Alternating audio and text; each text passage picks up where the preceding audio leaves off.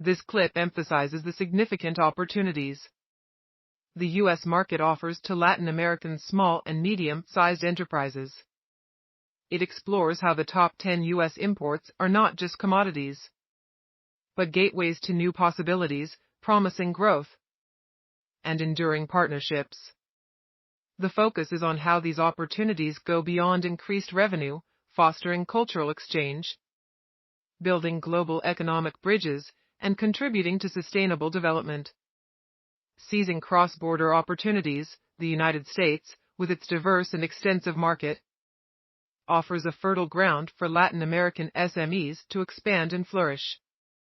The top 10 imports listed in this article are not just commodities, they represent gateways to new possibilities, promising growth, and enduring partnerships across borders.